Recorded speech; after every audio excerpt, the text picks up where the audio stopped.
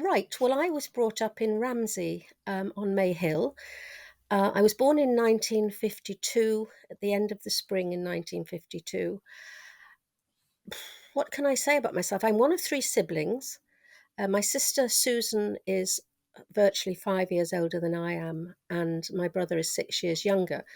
My father is Manx. My mother actually comes from Devon, and they met in the RAF in the Second World War.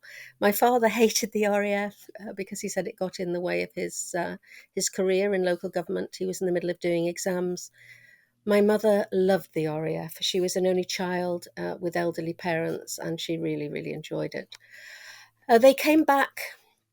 Well, Dad came back to his job. My mother was told that as a woman in that era, she was taking work from a man, so she wasn't allowed to work. She didn't.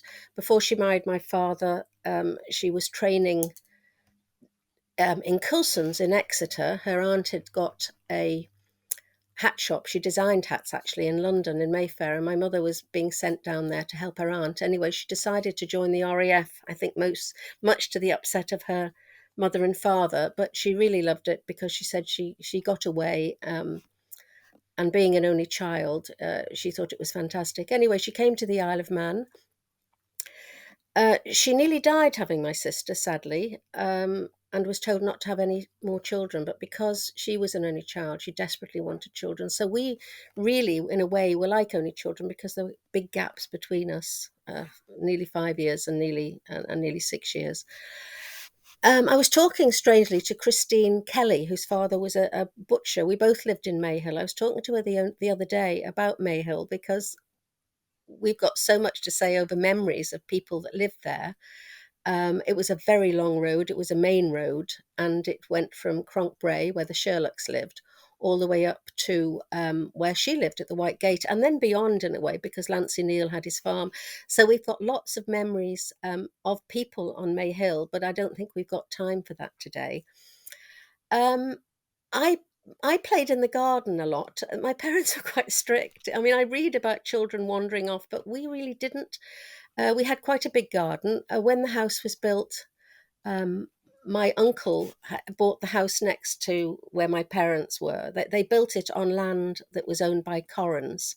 I think after the war, it was difficult to get materials to build houses, and they first of all went down into a flat opposite the Queen's Pier, but eventually they got this land, and my uncle built put in lots of fruit bushes and trees, and so I can remember playing out in the garden with all these fruit bushes and trees on both sides, on his side as well, where he lived with his mother before he got married. And there were sheds. I remember making perfume out of rose petals in sheds. I think all little girls did that. I remember uh, playing with a tennis racket against the wall in the back garden to the Beach Boys music when I was about, I don't know, well, in my teens, anyway, early teens. But I didn't get out of the garden very much. They were just very strict. We played, a family moved down the road called Page. The father was a woodwork teacher, and their children were similar to us, really. Vivian was the same age as my sister. Sylvia was in between. Rosalind was a year older than I was. And then Graham was the same age as my brother. So we tended to play with them. Although I did occasionally play with other people. I remember playing with Cynthia Lindsay, who was on the other side. There were quite a lot of older people there too in Mayhill, so there weren't always children of our age. As I got older, I was allowed to go onto Beaumont Road with my scooter, but the traffic obviously wasn't the same as it is nowadays. So I lived there till I was 22 and got married. That's what happened in those days. We tended, unless you went away to college, you tended to just stay with your parents until you got married. Um, and that's really about it at the moment. Right. Well, as I said before, I grew up in Ramsey, and I really did stay in Ramsey until I went to work in Douglas. It was very, very different to what it is today, and there wasn't as much to do. And I think because my mother had come from across, she really didn't know many people. My father's side of the family, on the Manx side, they were called Collins. His father is English. They were North Yorkshire farmers, and the Collins side were very, very musical, and they played every instrument going. My uncle Ted, who lived opposite, played saxophone and clarinet and violin. So we were sent to piano. My grandmother insisted that we went to piano.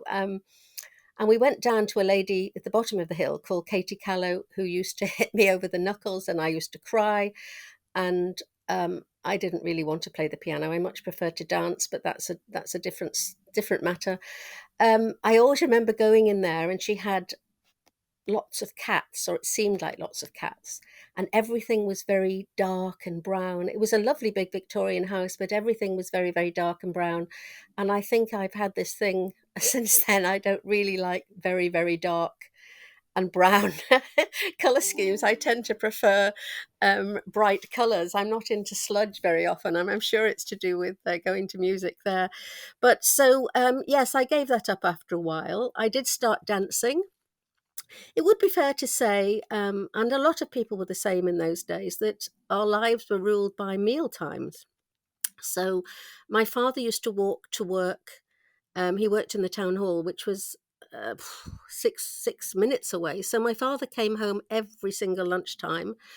Um, and so our life seemed to be ruled. I felt sorry in a way for my mother because, she'd have to be there at lunchtime. The only day that I think she had any respite was a Tuesday when he went went to Rotary, and we were allowed food that he didn't like to eat, such as pasties and chips with pineapple cakes from a lovely store in Waterloo Road. I used to love Tuesdays because we had junk food. According to my father, when he retired, he actually used to eat more stuff like that. But even when I started work in Douglas, the whole of Athol Street shut down at lunchtime, and everybody went home for lunch.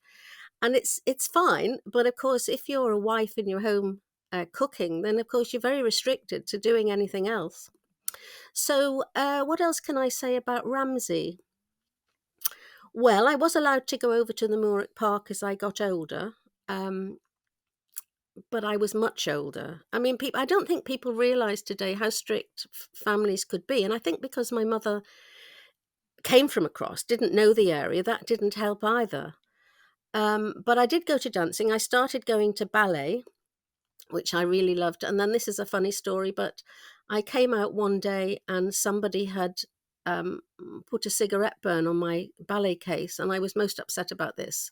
I didn't get told off, I didn't get told off over it, but my mother said, "Oh, somebody might be jealous because you've got a nice bag." So I insisted that she walked with me then to ballet. Well, then, of course, she decided that it was mealtime and my father would be home for an evening meal, so I wouldn't go on my own. So that was that. And then ballroom dancing, I did enjoy ballroom dancing. I used to go with Judy Clegg, who I met at Ramsey Grammar School. But after a while, my mother said she wasn't going to spend Saturday nights going around competitions, so I pulled out of that as well, really, which is such a shame. Um, I think it had a lot to do with the fact that my mother was an only child across and had led quite an isolated life in a way. Her father, when he came back from the First World War, she was born after the First World War, um, was working away from home in hospitality. So it was her really under quite an old mother. And I think my mother had led quite an isolated life. And I think that had a bearing on the type of childhood that we had. So, but they were different days, and there weren't as many things going on in Ramsey as there are now.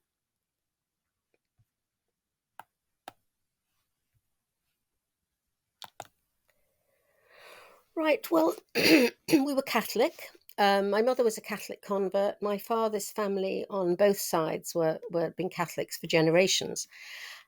We went to St Maccles's School in Ramsey, which was a very small school. It had two rooms with a dividing wall. Um, and I used to go home at lunchtime. I think the children that stayed to school lunches who came in from the country went over to Albert Road School to have their lunches. I do remember Albert Road to us was super because it had a big hall and you could do so many things.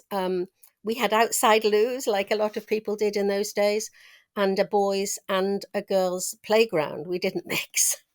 I mean, it's amazing, really, but never mind. So, yes, I'm told that on my first day at school, um, I came back and said I wasn't going again, which didn't go down very well. But my father in those days used to cycle to work, so he took the bike. I was quite excited that I could go on his bike. So he said to me, I can't remember this, that he went down and he sort of pushed me in, and the teacher pulled me in. I think there was a supply teacher there at the time, Mrs. Gale, whose daughter is married to Michael Whip. She was at Ramsey Grammar School later as well.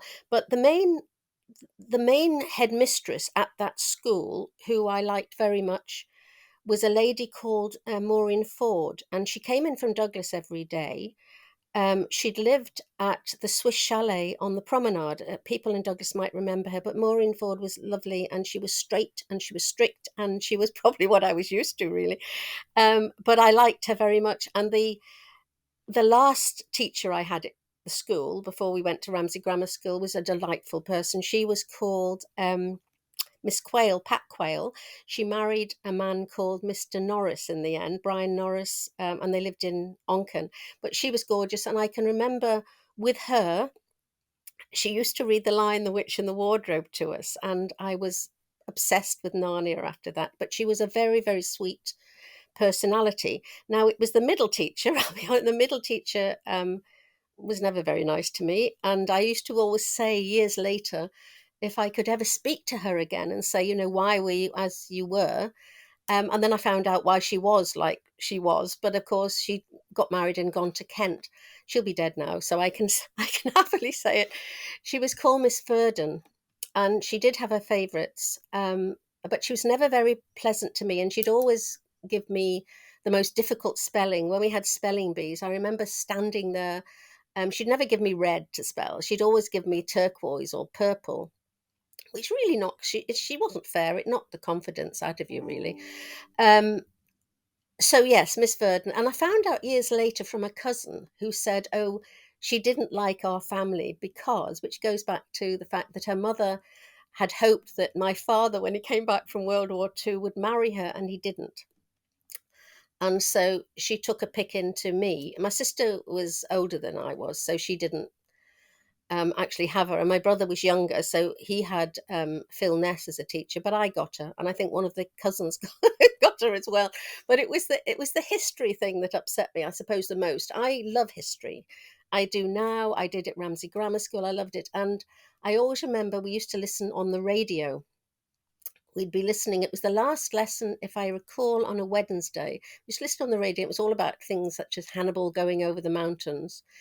And we used to have to remember after lunch what we'd actually heard. Well, I got myself into such a state over it because of the way she was, that I used to say to my mother, please make some notes, because I'm never going to remember all this. And yet I've always had an excellent memory, really, up until my old age. So I think that was because of her. It had to be because of her. But Ramsey Grammar School, I went at 11, obviously. I preferred Ramsey Grammar School, I've got to be honest. And as I say, I loved I loved history. Um, I used to a guy called Graham Curfew, who's very involved now with the Ramsey Pier. Now, he bought a house next to my parents years later. He was a lovely guy, Graham, and he and I used to always have um, big competitions. And there was another over history who was going to get the decent marks in history, and also Mike Collins was another one who was very good at history. And I've met them throughout my adult life as well, because Mike worked in a company that I worked in years later as well, which is nice. I liked English. I loved English, and I loved doing plays at school. The boys used to moan if any of the teachers said we're going to do plays. Everybody used to moan. Miss Corlett, she went on to be Mrs. Maylott in the hospital. She taught at the hospital. She was one of my English teachers, and she was lovely. She used to introduce it. She introduced us to a book called Seal Morning, about this teacher that went and lived up in Sutherland with her niece. And that has always been my comfort book as an adult. The trouble is, I've lent it to somebody, and I don't know who I gave it to, but I haven't had it back for a while. I could do with it. It's a lovely, lovely book. But no, I liked Ramsey Grammar School. The teachers were much nicer than the lady I had in the middle part of my primary education. Um, let me see, who did I have? Tony Bromley for geography was a super guy.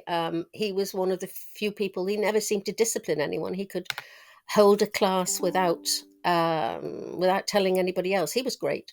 Stan Kerrison, because I liked history, obviously. The women teachers were very pleasant. Mrs. Foster for art, I liked. Mrs. Farragut for needlework. I didn't. We had a bit of a psychopathic PE teacher who gave me a conduct mark because I couldn't get over the hurdles once. I did like running. I did enjoy running. I loved netball, loved rounders, absolutely hated hockey, much to my father's upset because he was a big hockey player and played for Ramsey and the Island at some stage. In fact, I've got his old hockey shirt. I've kept that for sentimental reasons, can't throw it out. But no, I actually quite enjoyed Ramsey Grammar School. I didn't do as well as I really should have done. I think also the Beatles and Boys came along when I was 14 and pop music. And I regret it in a way, but I went back. I went back at a later stage and did a degree. So, eventually you can catch up. I wish I'd done it all earlier, but why does a child not work as hard at school as she should? I don't know. But I did enjoy Ramsey Grammar School. I was very friendly with Judy Clegg. My parents, of course, were so strict. And I do remember coming home one day and she was very much into Elvis Presley. I was never really an Elvis fan, but she wanted to go and see Blue Hawaii that was coming at the pictures. I'd be about 12 or 13. And I had to ask, could I go to that? Well, we'll have to wait to see what your father says. I did go in the end.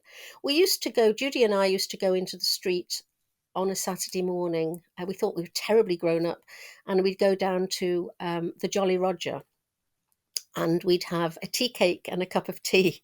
We were still, I think, in knee-length socks at that time, but we really thought we were very grown up. I wasn't allowed in White's Cafe. I always remember, and my mother said that I wasn't to go in there. She said it was full of teddy boys, so I'm sure I missed out a lot in my youth. My cousin would come over from the Lake District, and he would sort of occasionally take me in, and I was so frightened that I'd be seen going in.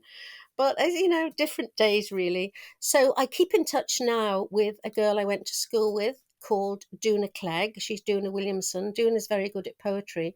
So we still see each other every couple of months. We both like going for a walk and chatting, and we both like literature and the arts. So yeah, no, I mean, I did like Ramsey Grammar School. I can't say I disliked it. Right. My first job. Well, my first job when I left school, my first proper job when I left school, um, was in the Isle of Man Bank in Regent Street. But before then, of course, we had holiday jobs, didn't we? We had, I mean, children still do. I think it's very important that you have a summer holiday job.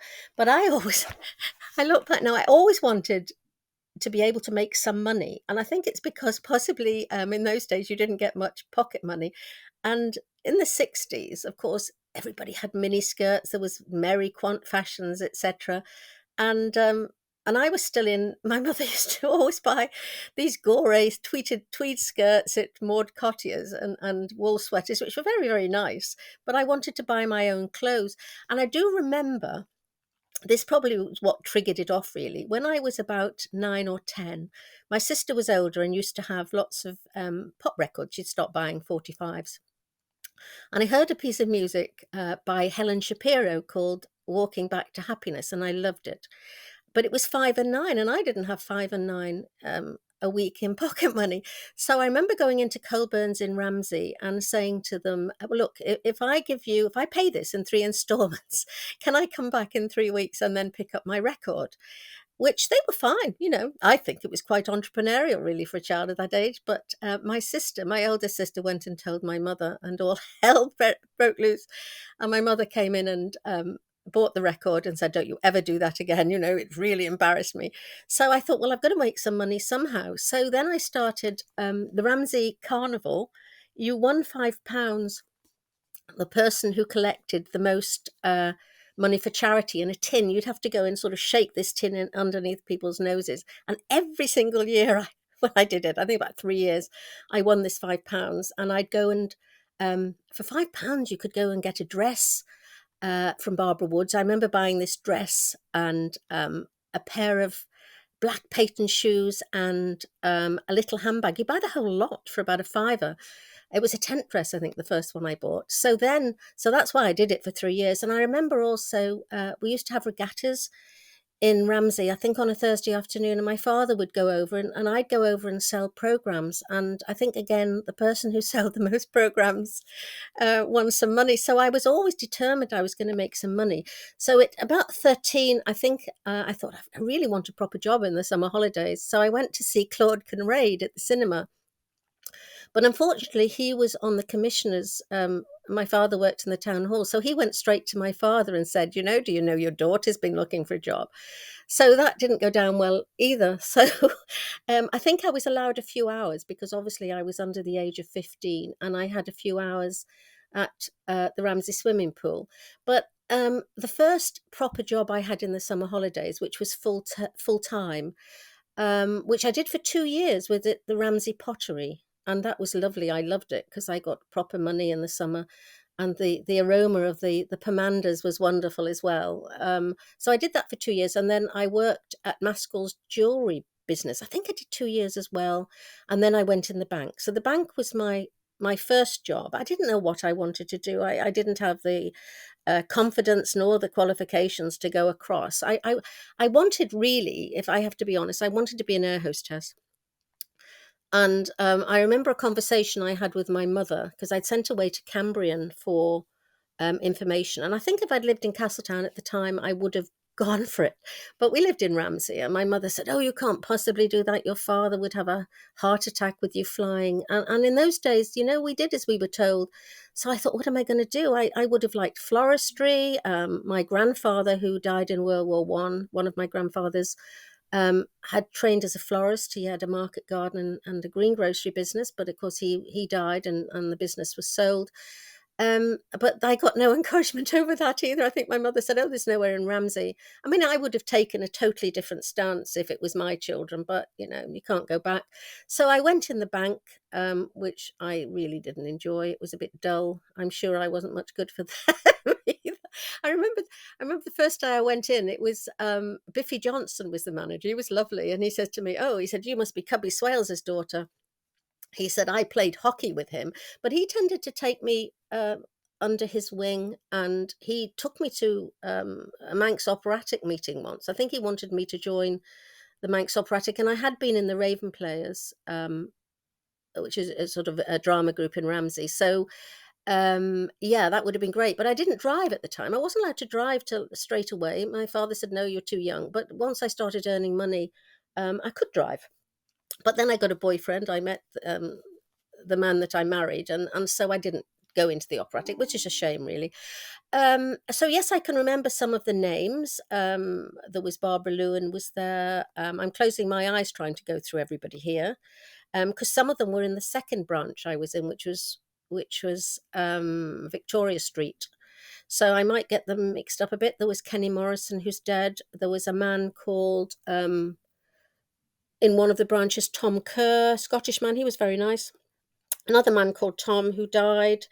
Cyril Kelly is a lovely man. I remember meeting him in Castletown. He eventually came to live in Castletown, and he died only about 2 or 3 years ago. He was super. Maureen Reynolds. Maureen married Jerry Reynolds, who was a big percussionist. A lady called Bab. I haven't seen her for a few years. Uh, Judith Sharrock. Her parents had shoe shops. I remember her. David Gorn was in the bank. I remember working with David Gorn. A man called Ennett. I mean, I could go through quite a few of them. I'm sure I've forgotten some. In those days, we used to have to wear these awful blue bry nylon, like a uniform, and I hated them.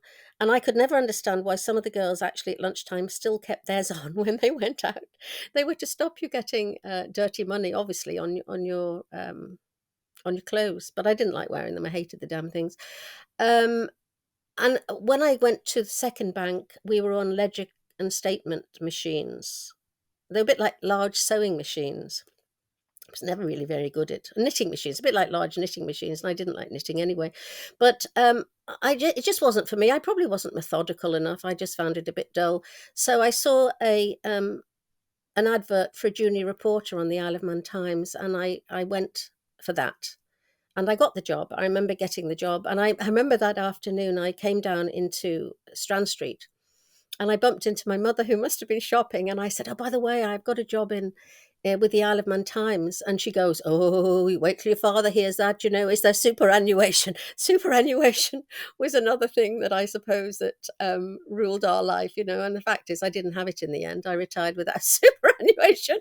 But you know, my dad lost his dad when he wasn't even six. You know, they again they were days when there wasn't the security, and superannuation and pensions was very important to my father, and I don't blame him. I've got to be honest. But when girls started work, I think, well, we didn't have pensions.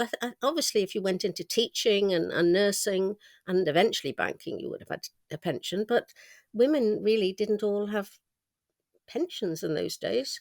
Um, and so, yeah, possibly I should have done as I was told. So, yes, that was when I was in the bank. And then I went to work on a newspaper and I thoroughly enjoyed that. And I worked on a newspaper twice in my life. I stayed on the paper till I got married. In fact, after I got married, but then I found we'd bought a house in Andreas and it seemed too far from Douglas to travel every night. I wasn't getting home till about 6:30, and that seemed quite late. So I left. But I went back to it once the children were older and I'd actually got a divorce. I went back to it and I really enjoyed it. And I still do bits of writing in a different way, really. I write a few scripts now for a speech academy. It's pin money, but it keeps the brain cells going. And I also edit the family history journal. So I like writing. I prefer it to cooking. Right.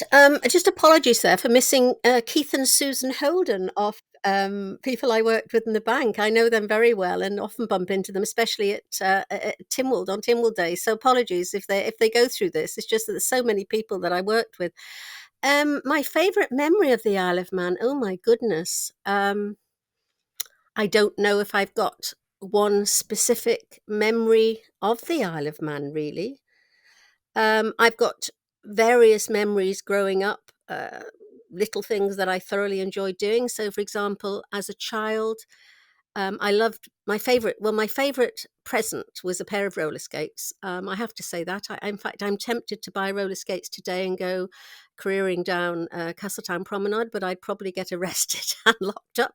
But I received some rollerblades. They weren't blades, roller skates. I think it was my ninth birthday, and I just loved them.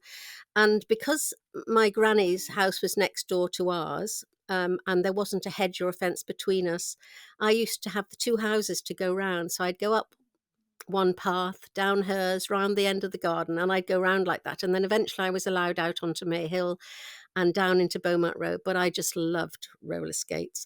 Another game I liked playing. I loved my dolls. I have to admit, I love my dolls. We used to be able to go, but once every 3 months. My father would finish work on a Saturday at 12 because in those days the town hall worked on a Saturday. It was open to 12, and we'd go in the car to Douglas, where we'd go to Felice's. This was special. We'd go and have a silver service meal at Felice's, and then we were given some pocket money. We did get pocket money, obviously, and I'd go up to Boots. Now, Boots in those days was right on the corner on Victoria Street and Duke Street, and you'd go right to the top of the building. There was this little staircase right to the top of the building, and I spent, I think it was 2 and 6 on a cutout book of dolls with tabs, and you'd cut everything out and you dress these cardboard dolls with paper clothes, and I loved doing that. In fact, about a year ago, I wanted to find something like that for my granddaughter. I've got 3 grandchildren, Edward, Ted, who's 20, nearly 22, and then 2 little ones, Toby and Emma, who are tiny and live across. And I wanted to take Emma down some of these books. Well, of course, I didn't know if they were around, so I put something on Facebook, and Joy Goff had collected a lot. So we met up, and she gave them to me so I could take them down for Emma to play with, and they were great. I loved doing that. And then also, people got catalogues in those days, and I remember my mother getting, I think it was a Burlington catalogue, and when she'd finished with it, I used to get the catalogue to actually cut out. So I can remember sitting in the sitting room with cutting out all these families, and I made families out of it, and that kept me amused for hours. Plasticine, I loved plasticine. I'd make houses out of plasticine with rooms and people sitting on the chairs. The things that kept you amused when you were little, we didn't have video games. In fact, I can honestly say I've never played a video game in my life, and I don't think I'm going to start now. What other memories? I remember being, when I was 11, there was a Carnival Queen competition, and for the small attendants, they'd put the names of the girls in the last years at primary school. So one year, I think it would be Albert Road School, and the other year it would be Ramsey. St Michael's School in Ramsey. And I remember being chosen, my name was pulled out of a hat, and another little girl, we all wore yellow dresses. Maureen Neal. There was more. No, it was Frances Neal, not Maureen. There was Frances, Maureen, and Rita were sisters, but this was Frances. She was my age, and we wore these little lemon dresses, and we used to have to sit on the carnival float. And the winner that year was a very, very pretty girl called Jackie Beeden. She was beautiful, and her two attendants were very attractive. There was Cynthia Stothard and a lady called Lardner Burke, and I cannot remember her first name. She was extremely pretty. She's dead now, and she went to live in Castletown. But yes, she was called Lardner Burke. So they were memories I had. We didn't go away very often. My father, when he came back after the war, having lived through two world wars, with different times to what we're used to now, although the world's pretty grim at the moment. But he never really wanted to go anywhere. And I often think if we didn't have relations, his sister lived in Cumbria. That's how I was introduced to the Lake District.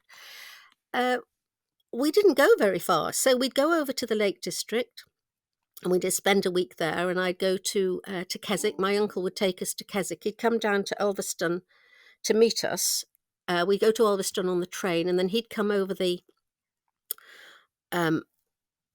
fells, really, and pick us up and take us back to that other part of Cumbria. And that was pleasant. That was very, very nice. In fact, I named one of my houses Ennerdale because Ennerdale was the first lake that I was ever introduced to. And it obviously held great affection in my heart because I liked it so much that I continued to go back there. I continue to go back to the Lake District often. But I called a house Ennerdale. So that was a holiday that I remember. We had a few holidays there. My father's sister lived in a farm cottage. The family were farmers. And before they had the house built in Seascale, they actually lived, in fact, in the farmhouse for a while. And I remember walking up, and there were these very dark trees. And I remember crying as a very small child because I was terrified of these trees. Strange. I love trees now. I get very upset now. I cry if anybody cuts a tree down. It's funny, isn't it, how you change? So they were holidays in the Lake District. We went away. I didn't go away very often with my parents. I think my dad saved all. He was always saving his money. We used to go to family weddings. I remember going to Harrow on the Hill where my cousin got married. And when my sister went away to college, I remember going to Manchester to see her, but we didn't. I know a lot of people didn't in the 50s and 60s. But I felt sorry for my mother really, because she was much more adventurous, and my father wasn't really the person to be married to if you're adventurous, because he really never wanted to go anywhere. He thought the island was a beautiful holiday island. He had everything done for him, obviously. He was a lovely man. My father was the affectionate. My father was the affectionate one. He's the knee we would sit on. My mother was very practical, but a lot more buttoned up emotionally, really. But no, my father was lovely, but he wasn't a man who you could have an adventure with, really. Right. So what else can I remember about the Isle of Man? I love the Isle of Man. I always joke that if they tried to take us under under their wing in Westminster, and I'd be down there with my sickle and my scythe, fighting for, to keep the independence that we have. I'd hate to be part of the United Kingdom, uh, although some people think we should be. I love the island. I everything about it. I always liked the South as a child. It's funny how I ended up living there, because as a little girl, I loved the castle. I love architecture. That's something that has developed over the years. I mean, I can't draw a straight line, so I could never have been an architect. But again, it's the history of architecture. And when I went back to study, did a mixture of the history of art and architectural design, a bit of law, but it's the architecture I love. And the castle in Castletown is beautiful. I like limestone. I much prefer limestone to sandstone. Um, do you know, it's funny, when you get to 71, I don't know. I just love the Isle of Man. I've had times when I thought, shall I go away and live? I mean, it's very tempting. I've got a younger son, and my little grandchildren are down in Romsey in Hampshire, which is a beautiful part of the world too. And I mean, I do miss the grandchildren growing up. And during COVID, I didn't see them for nearly 2 years, and that was awful. I mean, apart from a phone, that wasn't the same. I missed out on lots of cuddles and pan-pushing, which was difficult.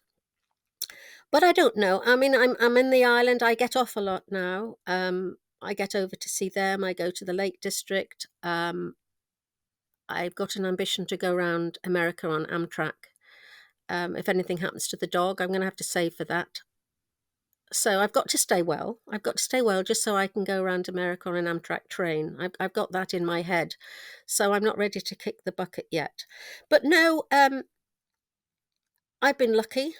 I know I've been lucky. I think that, again, as I said earlier, having strict parents can be it's quite restricting in a way. Whether they do it the same way now, if they were parents, they were much more lenient with my brother. I think brothers tended to get away with more than girls did.